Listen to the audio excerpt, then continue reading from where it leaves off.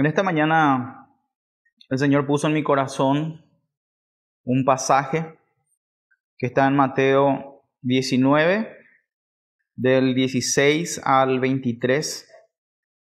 Ese es el texto que vamos a desarrollar y habla del joven rico. Mateo capítulo 19, versículos 16 al 23. Dice lo siguiente: Entonces vino uno y le dijo: Maestro bueno, ¿qué bien haré para tener la vida eterna? Él le dijo: ¿Por qué me llamas bueno? Ninguno hay bueno sino uno, Dios. Mas si quieres entrar en la vida, guarda los mandamientos. Le dijo: ¿Cuáles? Y Jesús dijo: No matarás, no adulterarás, no hurtarás, no dirás falso testimonio, honra a tu padre y a tu madre, y amarás a tu prójimo como a ti mismo. El joven le dijo: Todo esto lo he guardado desde mi juventud. ¿Qué más me falta? Jesús le dijo: Si quieres ser perfecto, anda, vende lo que tienes y dalo a los pobres, y tendrás tesoro en el cielo, y ven y sígueme. Oyendo el joven esta palabra, se fue triste porque tenía muchas posesiones. Entonces Jesús dijo a sus discípulos: De cierto os digo que difícilmente entrará un rico en el reino de los cielos. Esta enseñanza o este registro del joven rico tenemos en los 3 evangelios que relatan casi lo mismo. Y luego a esta enseñanza sigue unas preguntas de los discípulos con respecto a quiénes podrían entrar y todas esas cosas, pero capaz eso toquemos en otra enseñanza. Pero es muy importante poder hablar acerca de esto y qué es lo que hay realmente en esta conversación. Entonces, en el versículo 16 podemos ver que dice: Vino uno y le dijo: Maestro bueno, dice, ¿qué bien haré para tener la vida eterna? En esta historia vemos a alguien, a un joven, dice la palabra que era un joven, que estaba interesado en algo que tal vez muy pocos en este tiempo se interesan. En este tiempo muy poca gente o muy pocos jóvenes se interesa en la vida eterna. La mayoría está enfocado en cómo ganar más dinero. La mayoría está enfocado en cómo cumplir sus sueños, sus metas. La mayoría está más enfocado en cómo pasarla mejor, cómo pasarla bien. Y son cosas que no son malas, ¿verdad? Pero no pueden ocupar el primer lugar en la vida de un cristiano. ¿Por qué? Porque va a llegar el tiempo y el momento en que la vida se va a acabar y vamos a tener que enfrentar una eternidad después, que es lo que a este joven le preocupaba. Le preocupaba la vida eterna y para eso él hacía un montón de cosas que vamos a seguir viendo. Y es lo que nosotros también deberíamos tener en cuenta. Entonces, él se ocupaba mucho en las cosas religiosas, cumplía las leyes de Moisés, según su manera de entender, y aparte de eso tenía mucho dinero, de manera que él frecuentemente podría hacer obras de caridad, podría dar a los pobres, limosnas, diezmos y todas esas cosas, que sumando a lo que dijimos recién, es más difícil aún encontrar personas así, que se ocupe de las cosas de la religión, por decir así, y pensaba que él solamente debía hacer cosas y cosas y cosas para congraciarse con Dios, de manera que cuando llegue el día en que él se presente delante de él, el Señor le diga: bueno, ¿sabes qué? Hiciste todas las cosas bien, fuiste muy bueno en la tierra, entonces podés entrar al gozo de tu Señor.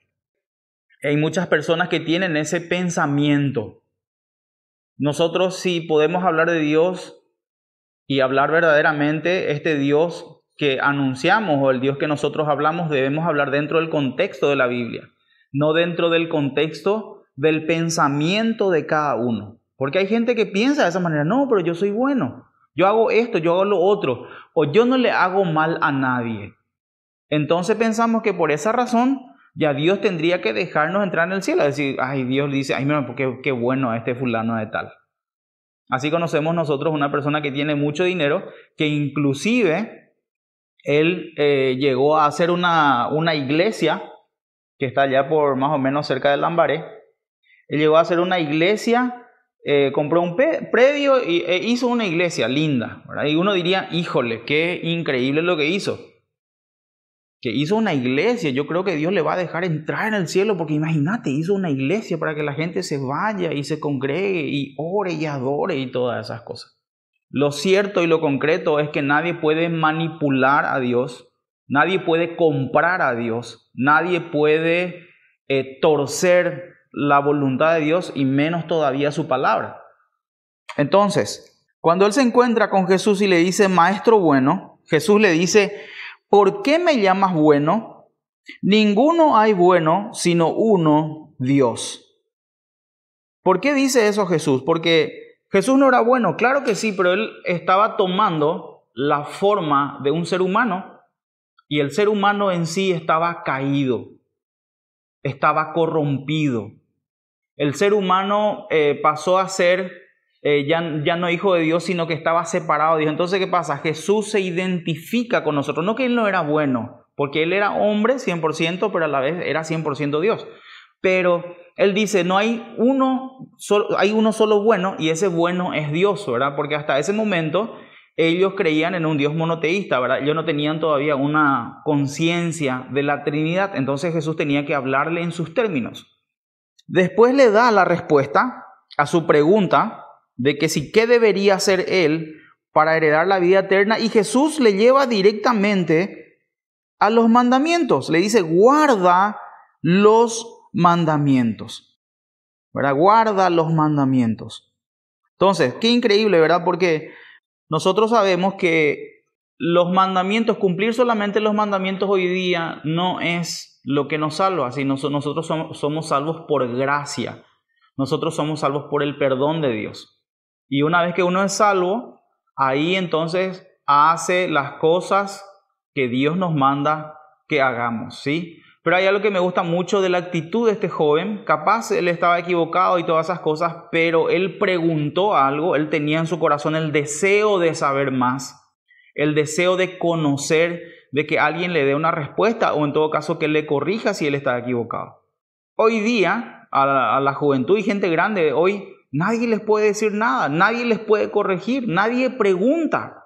Son muy pocas las personas que dicen, quiero saber si lo que estoy haciendo está bien o está mal. La mayoría dice, no, a mí nadie me manda, a mí nadie me corrige, yo sé lo que hago, yo hago lo que quiero y nadie se mete en mi vida. Y no estoy hablando de personas que no conocen al Señor, estoy hablando de personas que conocen al Señor, van a una iglesia, tienen sus pastores o sus líderes que le enseñan la palabra y aún así tienen en su corazón la actitud de decir o de hacer lo que se le antoja o decir, a mí nadie me dice nada, porque yo soy el que mando en mi vida. Y es cierto, pero esa actitud de que nadie me puede enseñar, nadie me puede decir, yo no pregunto nada, lamentablemente nos lleva a la perdición. Tenemos que nosotros de alguna manera buscar aquello que Dios desea de nosotros. Entonces, más adelante le dice en el versículo 18, aunque este joven ya sabía los mandamientos, porque imagínense, alguien que todo el tiempo se va a la iglesia o se va al catecismo, sabe lo que fuese, sabe todo el movimiento de la iglesia, sabe cuáles son los mandamientos. Ahora, los 10 mandamientos es algo que generalmente ya se repetía inclusive en época de escuela. Pero este joven en el 18 le dijo, ¿cuáles? Y Jesús dijo, no matarás, no adulterarás, no hurtarás, no dirás falso testimonio, honra a tu padre y a tu madre, y amarás a tu prójimo como a ti mismo.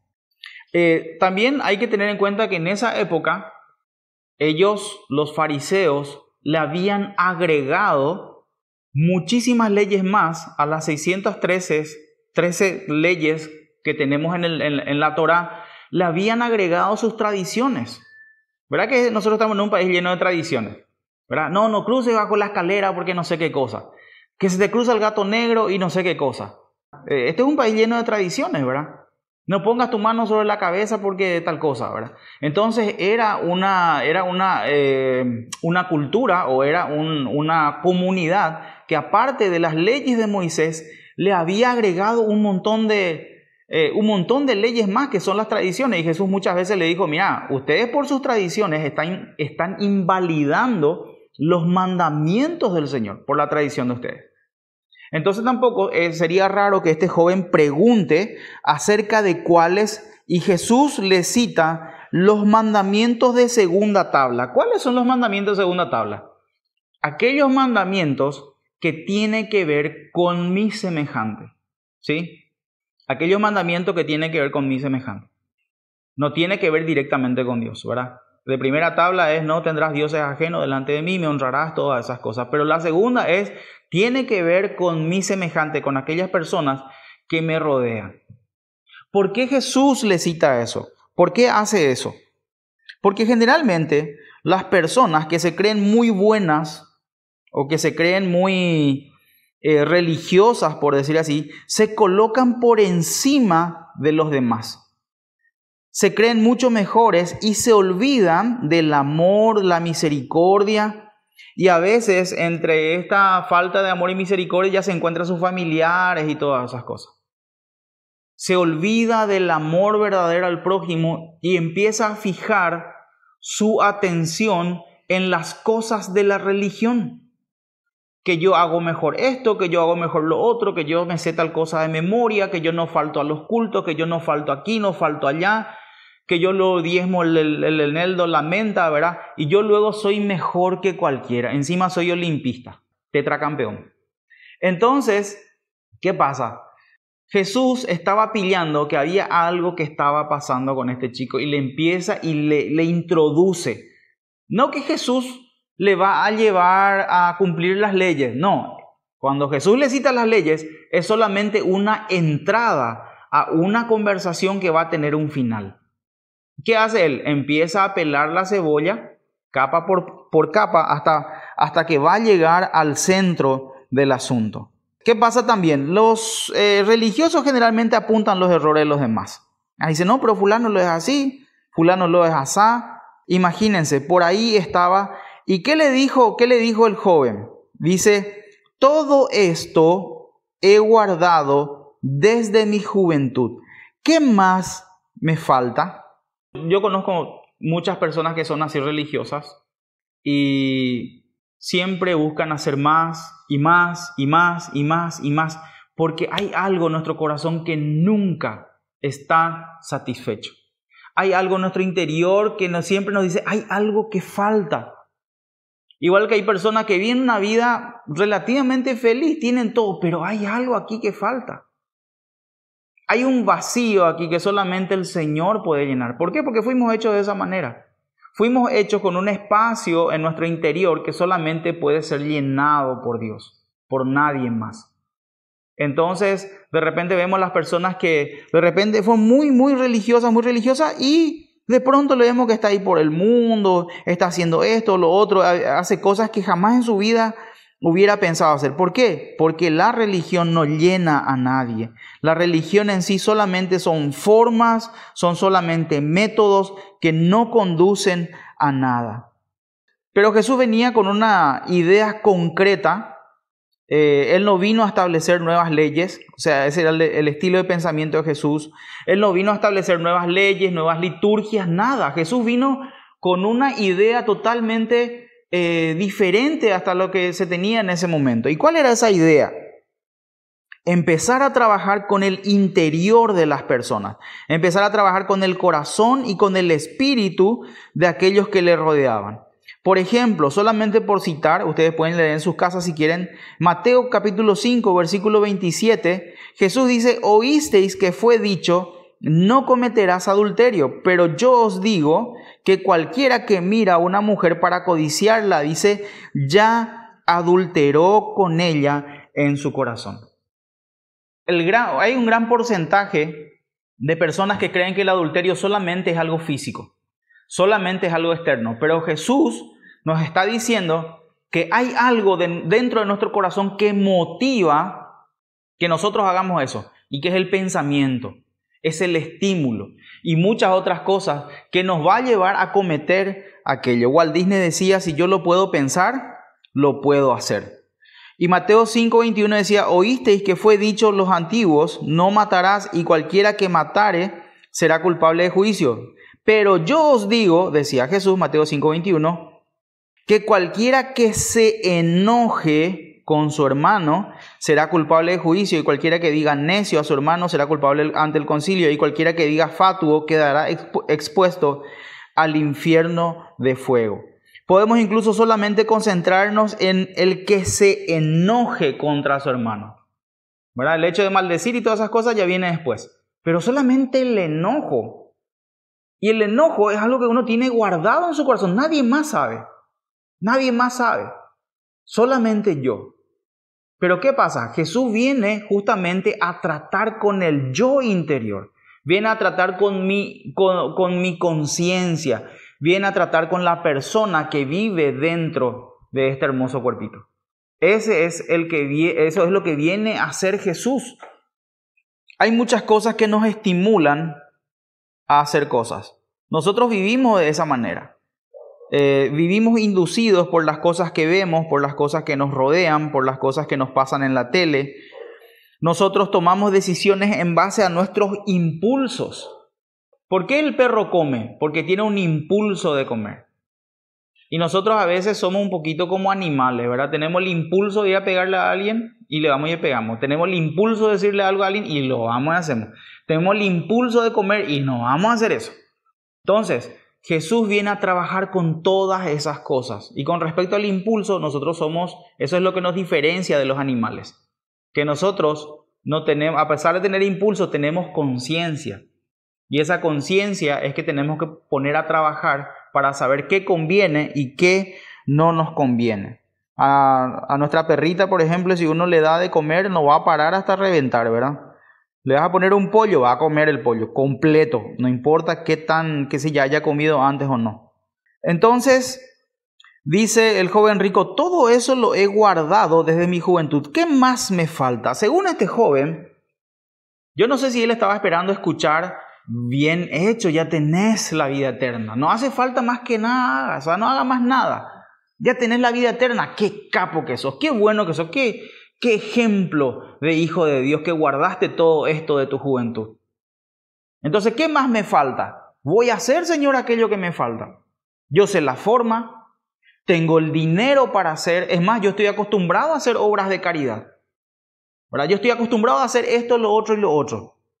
¿Y qué viene a hacer Jesús? Nos viene a tratar con lo que Él hace, al igual que nosotros. No viene a tratar con lo que nosotros hacemos, Él viene a tratar con lo que nosotros somos. Él no vino a tratar con el joven, con lo que él hacía todas las cosas bien, mejor que cualquiera. Pero había un problema grave, no es lo que él era. Él vino a tratar con lo que este joven era por dentro y sus motivaciones. ¿Cuál era su motivación? Justificarse con Dios a través de las obras. Justificarse con los demás y con la sociedad a través de las obras. Y Jesús le dice, no es así como funciona la cosa. Entonces Jesús le sale con algo que no estaba en sus planes, no estaba dentro de la teología del joven, que lógicamente era muy estudioso de la palabra, con un concepto que no es suficiente hacer, sino ser. Hay muchas iglesias y muchas religiones en la cual las formas son muy importantes. Lo externo es muy importante. Conocemos nosotros iglesias o religiones que las hermanas, por ejemplo, no se depilan, ¿verdad? No usan desodorante. Esperemos que no lleguemos a este extremo acá, ¿verdad? No usan desodorante, no usan perfume. Tiene que tener la falda bajo la rodilla. Y nadie está diciendo ahora que hay que exhibir el cuerpo ni nada por el estilo, ¿verdad? Pero tiene que haber un equilibrio en esas cosas. Entonces no practican ningún deporte, no hacen nada de esparcimiento, no hacen juego, nada. ¿Por qué? Porque todo eso es un extremo y todo eso es pecado. Y hay cosas que el Señor puso para que nosotros disfrutemos, ¿verdad? Entonces llevar las cosas a un extremo y creer que uno es cristiano porque se viste de una manera, o porque habla de una manera, o porque en su iglesia se canta solamente himnos y no se canta con batería o con guitarra, sea lo que fuese, entonces no son más espirituales, ¿verdad? No tiene nada que ver con eso. O que, no sé, de repente todos los hermanos se van todos juntos a la playa o a algún lugar para divertirse, ¿verdad? Hay congregaciones que no hacen eso porque todo eso es pecado, ¿verdad? Todo eso está mal. Ni reírse, ni hacer chistes, ni nada por el estilo. Una persona llegó a decirme, porque hicimos un chiste y lógicamente los chistes son todo mentiras. Todos los chistes son mentiras, ¿verdad? Y entonces hicimos un chiste y un pastor nos dijo, estás mintiendo. ¿Qué? Porque lo acabas de decir una mentira, sí, pero es un chiste, o sea, no tiene la intención, no lleva consigo la intención de engañar a alguien. ¿Sí me explico? No lleva implícita la intención de engañar a alguien. Ahora, si yo digo una mentira con la intención de engañar a alguien y sacar algún provecho, sí. Pero si yo estoy contando un chiste, lógicamente, todo eso es figurativo, ¿verdad? Es más, hay muchas cosas que son mentiras. Por ejemplo, las figuras retóricas que tenemos en la literatura. Por ejemplo, las exageraciones, ¿verdad? La hipérbole es una mentira, pero se subentiende que es una hipérbole, ¿verdad? Chocó el auto y nosotros decimos, reventó su auto. No reventó el auto, chocó, ¿verdad? Pero es una manera de decir que algo le pasó, ¿verdad? Que lógicamente la otra persona también sabe que no reventó el auto, que realmente chocó, ¿verdad? Entonces nos lleva en sí la intención de poder engañar. Entonces hay muchas iglesias que se ocupan solamente en las cosas externas, a ver cómo predicó, a ver si el hermano fulano de tal, ¿verdad? Se subió con corbata y predicó y pronunció las palabras con reverencia. Si es que la fulana de tal cantó, ¿verdad? Y le salió mal, le salió un gallito, ¿verdad? No, todas esas cosas.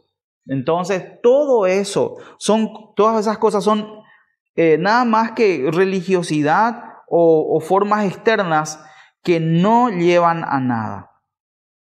Entonces, Jesús le dice en el versículo 21, y ahí le da una respuesta que él no se esperaba. Jesús le dijo, si quieres ser perfecto, o en otra versión dice, si quieres ser íntegro, anda, vende todo lo que tienes y dale a los pobres y tendrás tesoro en el cielo, y ven y sígueme. Terrible lo que le acaba de pedir. Es su vida entera.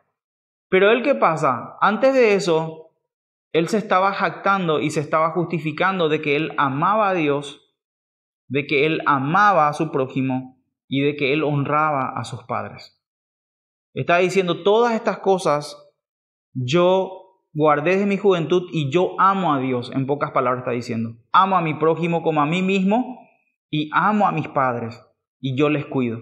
Entonces Jesús, ¿qué le dijo? A ver, si tanto amas a estas personas, anda a vender todo lo que vos estás teniendo y el producto de eso, dale a ellos. Qué increíble, ¿eh? ¿Qué dijo que estaba cumpliendo él? Él cumplió no matarás, él cumplió no adulterarás, él cumplió no hurtarás, él cumplió no dirás falso testimonio, él cumplió honra a tu padre y a tu madre, y todos estos mandamientos se resumen en amarás a tu prójimo como a ti mismo. Y que al parecer era solamente un cliché, ¿verdad? Este joven. Era solamente un eslogan. Como a veces nosotros decimos, Dios te bendiga, hermano, ¿verdad?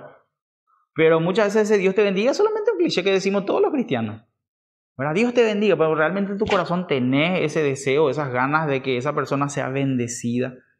¿Querés realmente bendecir a esa persona de todo corazón? ¿Qué hizo Jesús con este joven? Desnudó su corazón, desnudó su alma, desnudó sus intenciones. ¿Nunca se sintieron ustedes pillados en una mentira? Yo sí. Yo me sentí pillado en más de una mentira. Y en ese momento uno siente que su corazón queda al descubierto. Uno siente que todo su ser, toda su alma, queda al descubierto y uno no sabe qué hacer. Entonces Jesús, ¿qué dice? ¿Qué hace? Desnuda el corazón de este joven. Pero no solamente queda ahí, sino le da una salida. A mí me recuerda mucho este joven a mucha gente. Por ejemplo, dice, ¿qué tengo que hacer para ganar la vida eterna? Hace un tiempo había una corriente que la gente decía, ¿qué yo tengo que hacer para no perder la vida eterna? O sea, ¿en qué momento uno pierde la vida eterna? Esa es la famosa discusión que si la salvación se pierde o no se pierde. Entonces, las personas que piensan de esta manera, ¿qué es lo que yo tengo que hacer, por ejemplo, para perder la vida eterna? Entonces, eso no voy a hacer. Todas las otras cosas permitidas voy a hacer. Entonces, ya empieza a vivir por ley otra vez. ¿Qué hacer o qué no hacer? Entonces, la gente, ¿cómo vive? Vive al límite de no perder la vida eterna. Por ejemplo, si tiene que chupar, bueno, voy a chupar hasta no emborracharme. La palabra dice que los borrachos no heredan el reino de los cielos. Entonces toma hasta no emborracharme, porque la palabra dice. Entonces empieza a poner ciertas reglas tipo para no perder la salvación. ¿Qué es lo que conlleva esto? ¿Cuál es el espíritu de este pensamiento? Es hacer lo justo y necesario para ser salvo. Hacer lo mínimo para ser salvo. Ese es el pensamiento. O sea, vivir en el mundo, vivir en los deleites del mundo, pero con la salvedad de que sí quiere seguir siendo salvo. O sea, yo quiero ser salvo y disfrutar todavía las cosas del mundo. ¿Sí? Es un pensamiento equivocado. Es un pensamiento que no viene de parte de Dios, porque entra dentro de la religiosidad de vuelta.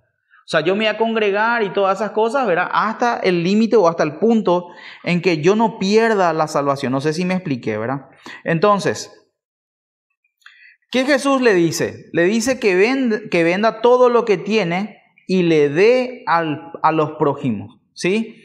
Con eso le dice, amás a tu prójimo como a ti mismo de verdad. ¿Estás dispuesto a despojarte de lo que tenés para darles?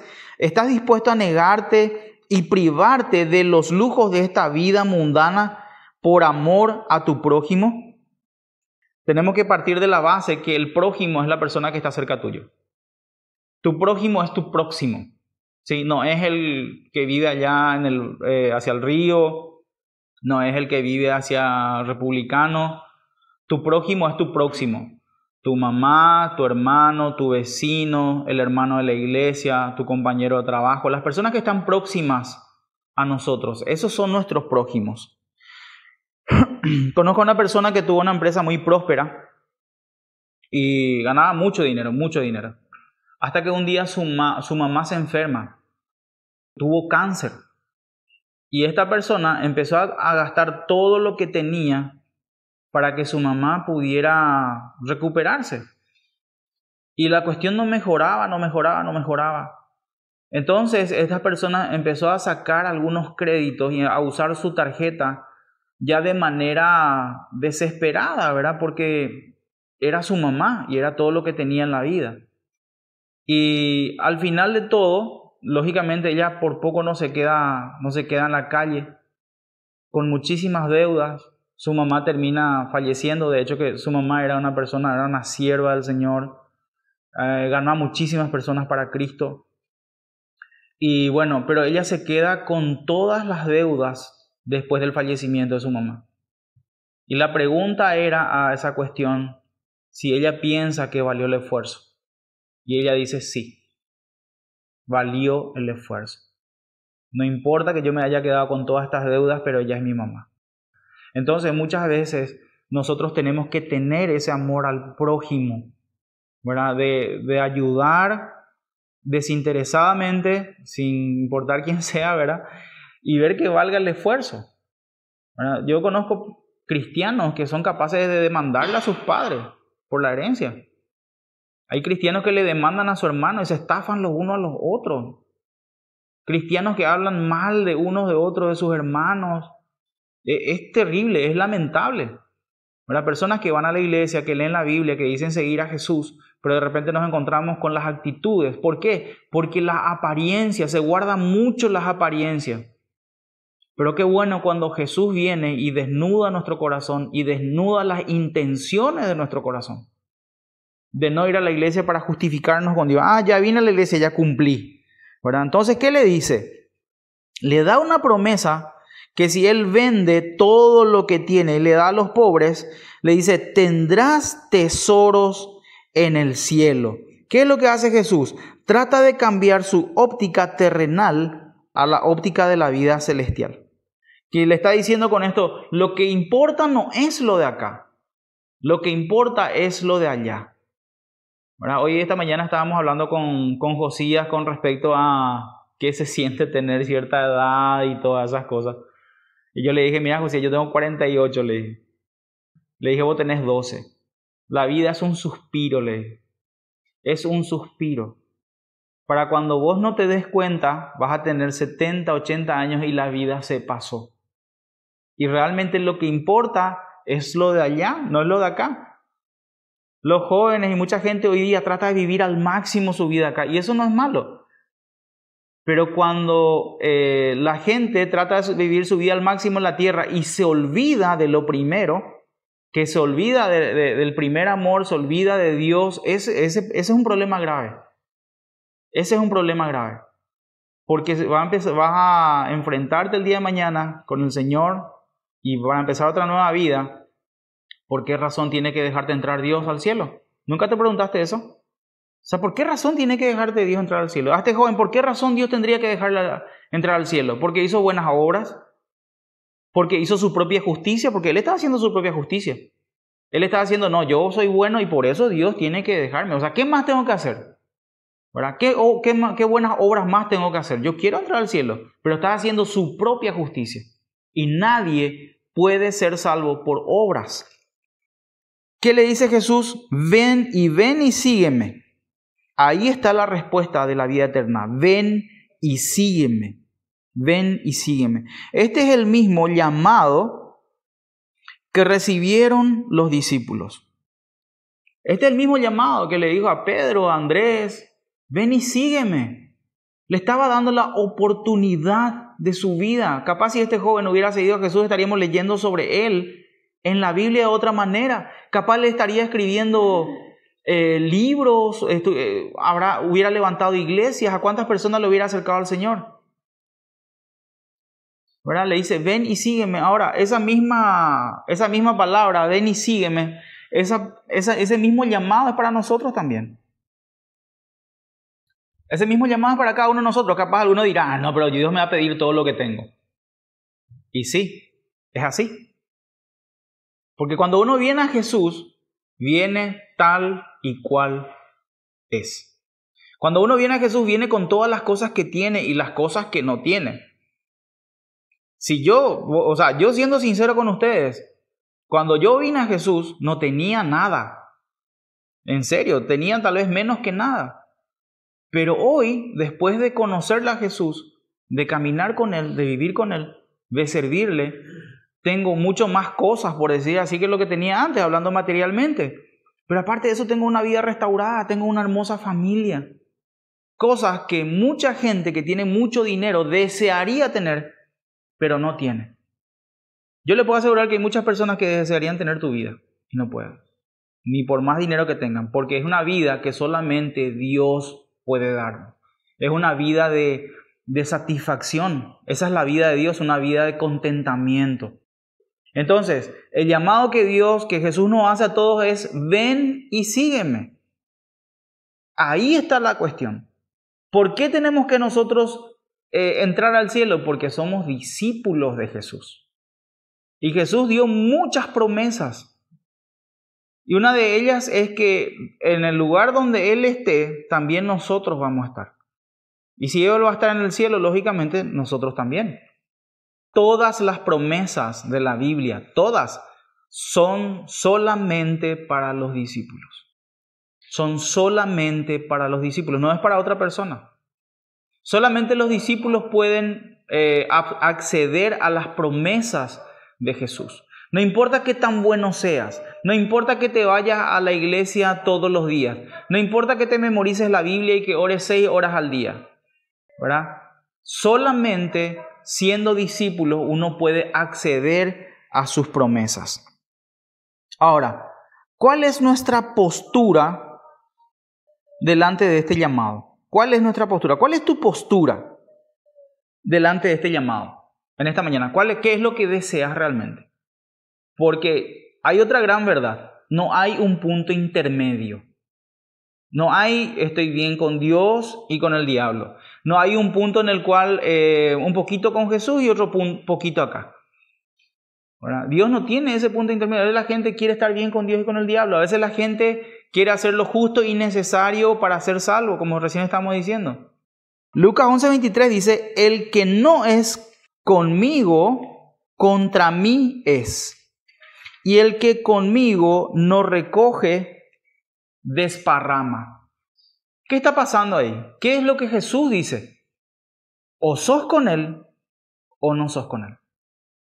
O sos mi discípulo o estás fuera. Así de sencillo es.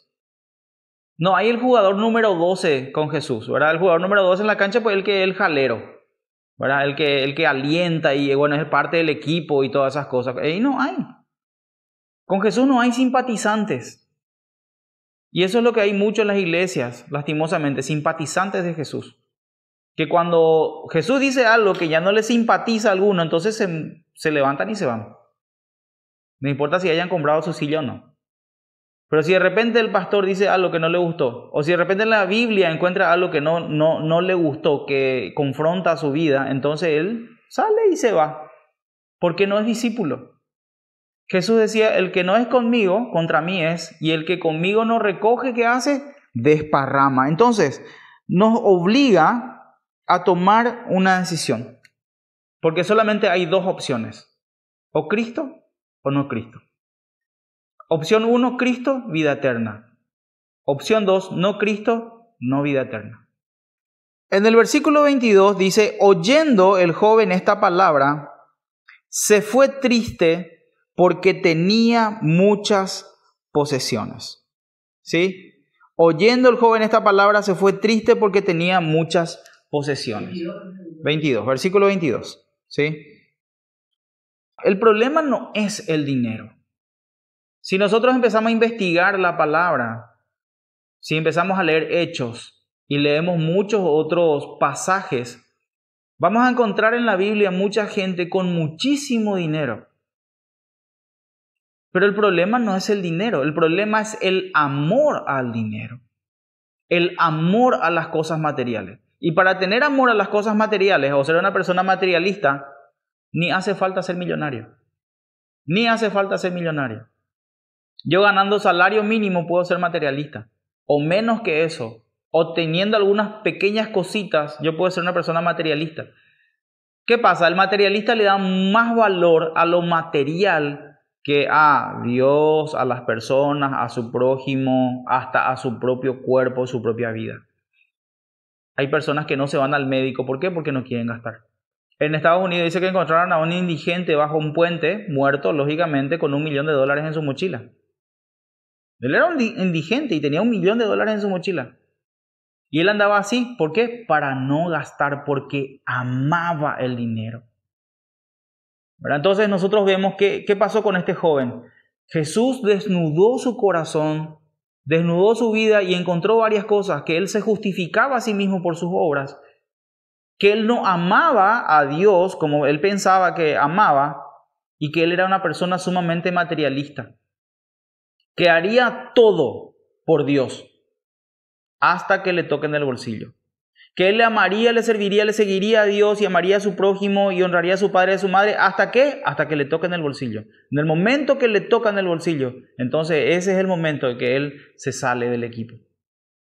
Ese es el momento en que él abandona a Dios, ese es el momento en que él se va.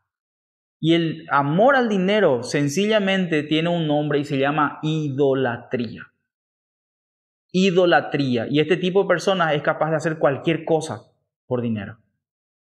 Está ensegado por el dinero y todo lo que te habla es dinero, dinero, dinero, dinero, dinero, dinero. Bienes materiales, cosas materiales, que se compró aquí, se compró allá, se compró esto, se compró lo otro. Sinceramente a mí me fastidia hablar con hermanos cristianos que piensan de esa misma manera. Uno sufre. En vez que cuando nos encontramos a hablar entre los hermanos, hablar de las cosas del Señor, de hablar de las cosas que realmente competen al cristianismo, hay personas que se pasan hablando de cosas materiales y a veces habla hasta de cosas que ni en su vida va a tener. Te hablan de Ferrari, te hablan de autos Lotus, de Lamborghini, cosas que de juguete tengo uno o dos yo. Pero nunca en la vida va a poder tener, pero habla de esas cosas y te habla de motores y que habla de caballos y que no sé qué cosa y que no sé qué cuánto. Yo no voy a poder tener eso y supongo que muchos hermanos tampoco. Entonces, ¿para qué hablar de cosas ficticias? Ya participé de varias conversaciones como esas y sinceramente es muy frustrante y es una pérdida de tiempo, ¿verdad? Y de la misma manera, hay personas que andan así detrás de este tipo de cosas, soñando, divagando sobre cosas que jamás en la vida va a poder tener. Y no solamente eso, cuando tenga, ¿qué va a hacer con ello? Igual que las personas que yo le dije la vez pasada que estuvo orando por un auto y que quería un auto para servirle al Señor y para traer personas y demás cosas, y lo primero que hace es se va de farra y el otro día ya no viene a la iglesia con su auto. ¿Por qué? Porque lo material está primero. Nosotros estuvimos ayer hablando con Lucía acerca de una artista que su vida estaba hecha pedazos, como cualquier miembro de la farándula, que se metía en drogas, promiscuidad, una vida sin sentido, un desastre total. Y se acercaron unos músicos cristianos, o sea que eran músicos y luego abrieron una iglesia, son pastores y se acercaron a ella y le predicaron el evangelio. Y ella aceptó y empezó a congregarse y empezó a apartarse de las cosas del mundo. Y ya no daba conciertos, ya no grababa discos, nada de esas cosas. Pero ¿qué pasó? Su nivel económico empezó a bajar y a bajar y a bajar y a bajar porque ya no tenía contratos, ¿verdad? A tal punto en que ella tuvo que, no sé si llamarle apostatar de la fe. ¿Por qué causa? Porque empezó a bajar su nivel de vida y esa persona no está dispuesta o no está acostumbrada a tener un nivel de vida bajo. Entonces el amor a Dios ya no importa, lo que más importa es su nivel de vida. Entonces no se convirtió de verdad o retrocedió, no sé qué, ¿verdad? Pero como empezó a perder posición social, empezó a perder dinero, empezó todas esas cosas, entonces anda por ahí, por el mundo otra vez ahora, dando conciertos, volviendo a la misma vida y todas esas cosas. Qué pena, ¿verdad? Qué pena, porque cuando llegue delante del Señor, y que eso puede pasar en cualquier momento, aquí en este mundo nadie muere de viejo, solamente. En este mundo a veces la gente muere, como hace rato estábamos escuchando, muere en cualquier circunstancias y muchas veces uno ni siquiera se tiene que involucrar en algún problema o meterse con gente mala. Los problemas vienen, la muerte llega en algún momento. Y cuando estemos delante del Señor, ¿qué le vamos a decir? ¿Cuál va a ser nuestra excusa? Entonces, Jesús le da una salida. Jesús le da una salida y le dice, ven y sígueme. Entonces, ¿qué significa eso? Significa que tenemos que ser sus discípulos. ¿Y qué significa ser discípulo? Vamos a ver más adelante. Pero para empezar es recibir la vida que Jesús nos quiere dar.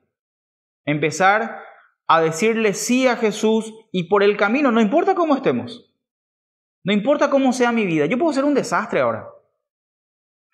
Yo puedo estar metido, puedo tener un montón de deudas, puedo estar metido en cuantas cosas.